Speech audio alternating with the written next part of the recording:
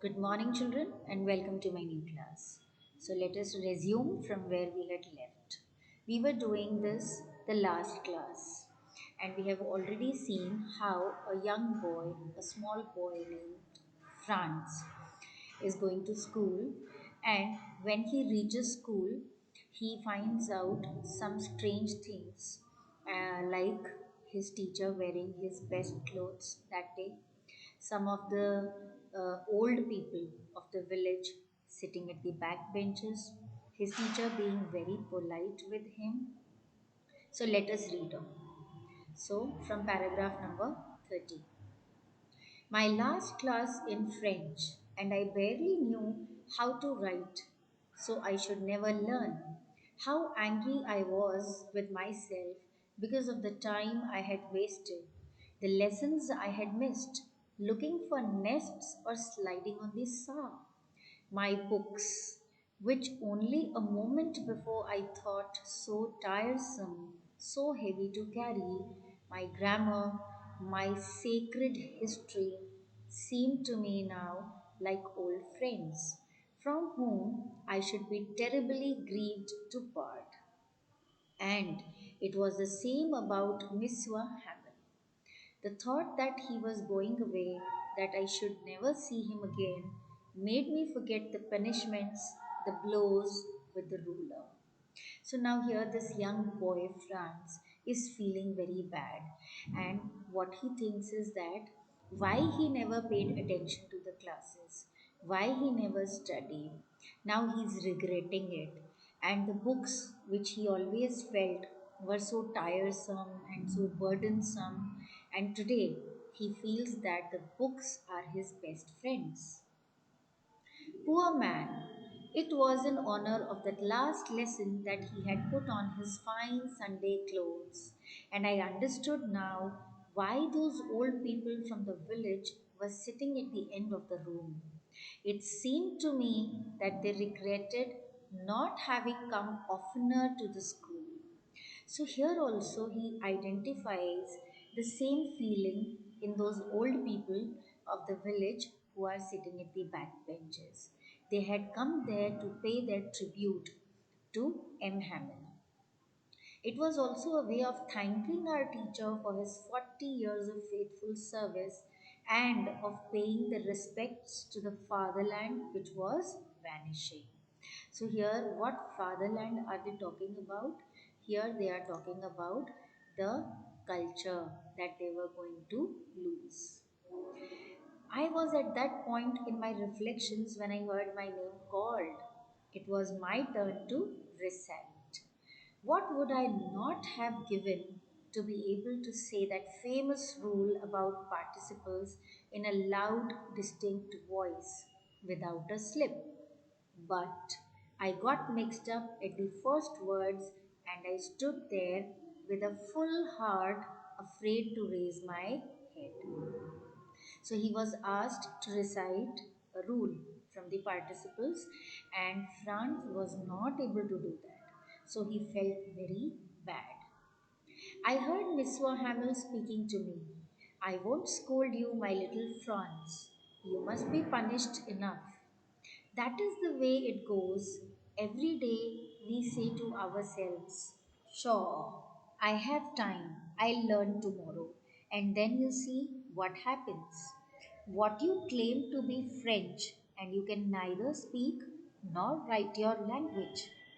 In all this, my poor Franz, you are not the guiltiest one.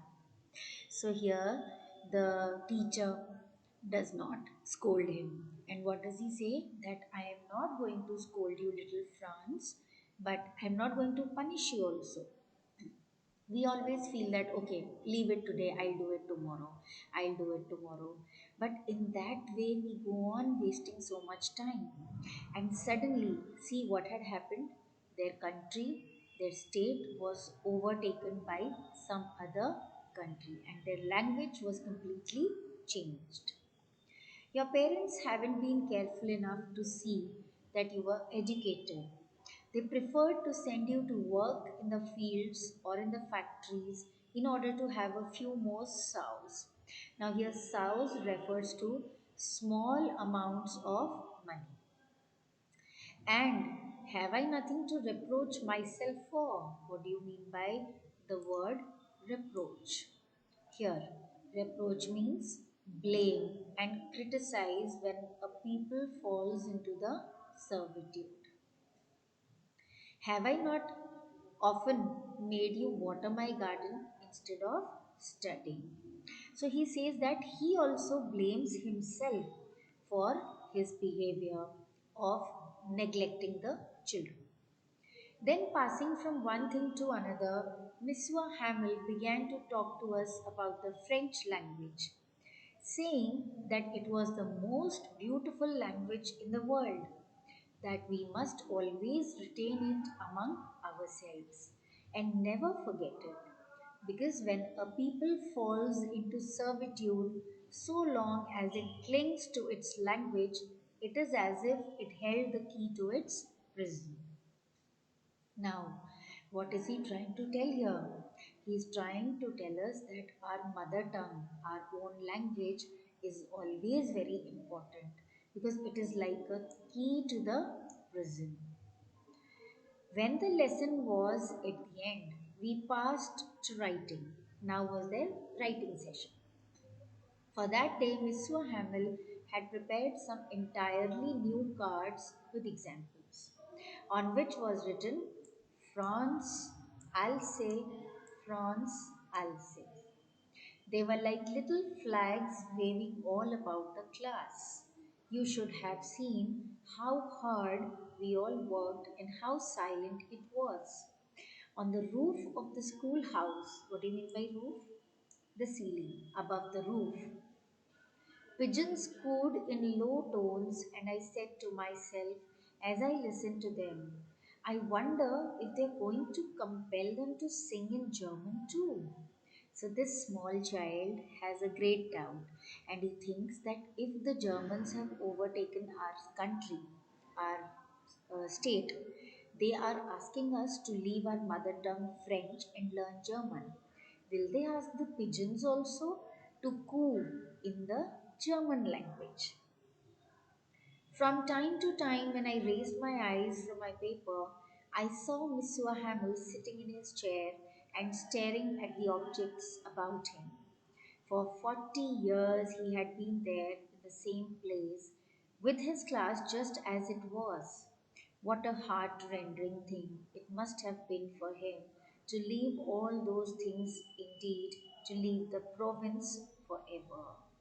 Now he thinks that it must have been heartbreaking for the teacher also because he had been there for the last 40 years and he was attached to that place.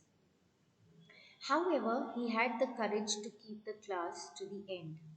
After the writing, we had the lesson in history. Then the little ones sang all together the Ba Be Bi Bo Bo. Now these are the alphabets, like how we have ABCD in our English. At the back of the room, old Hosser, holding his spelling book, in both hands, spelled out the letters with them. His voice shook with emotion, and it was so funny to hear him. So here, the at the back of the class, the old people who were sitting there, they were also reciting all the chapters. That we all long to laugh and to cry. I shall remember the last class. Suddenly, the church clock struck 12. The bugles of the Prussians blared under our windows. Monsieur Hamel rose pale as death from his chair. Never had he seemed to me so tall. Now, here, so tall refers to being very confident. So, M. Hamel stood up. My friends, he said, my friends, he's not able to speak because he's choked, but he could not finish the sentence. Thereupon he turned to the blackboard, took a piece of chalk, and he wrote in the largest letters he could, Vive la France. Vive la France means long live France. Then he stood there with his head resting against the wall, and without speaking, he motioned to us with his hand that is. That is all. Go.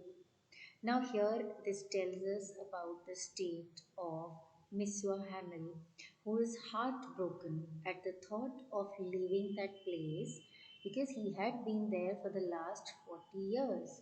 He had been teaching there and he loved that place, he loved the people there, and above all, he loved his mother tongue and the language. So it was very sad that he had to leave that place.